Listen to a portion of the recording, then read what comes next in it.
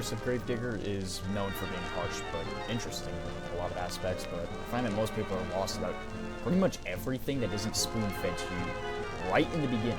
Even every time you boot up the game, it will be shown to you what the main premise of the King and Queen's War is. But underneath all of that, a lot of this is actually buried under the weapon descriptions and really the maps that you play. One of those things is the Solace Coalition, which I'm going to try to explain in this. Solace Coalition is the only neutral third party in the world of Gravedigger, and also one of the only 4 parties, just above bandits, but that can explain just through the name itself. Every piece of equipment in-game and lore is produced by Solace and its workers. Both sides for every rifle, helmet, and ration is made by them in factories and greenhouses that the nation or empire will order to be constructed. And actually the very points that you fight over in-game are all built by the Solace Coalition. Solace are also the only people permitted and supplied to venture to the war-torn surface to scavenge for any old-world technology. Example being the Nell Silence revolver, originally discovered in Mexico, with it being a rural Mexican service pistol for its police force.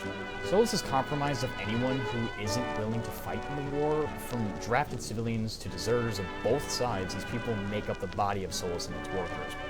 It's no original secret that Solace is no safe haven, having to suffer the poor working conditions of working in factories, getting hunted down by bandits, digging out ores and minerals, and all whilst barely being allowed to arm themselves. Even while being a neutral faction, they are still vulnerable to the Empire or nation's bullying.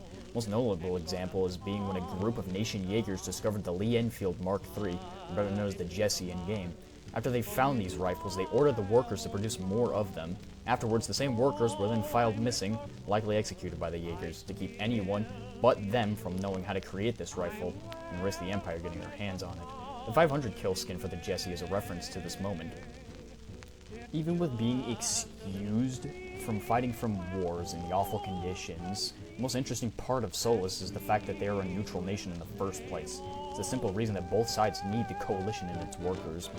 Manufacturing anything in the universe is done by the Coalition, and giving up your entire workforce by pissing them off would basically just be handing the other side of the war the key to winning. Both sides fear ever losing them and refrain from harming them, besides the occasional group of Jaegers. Bastards.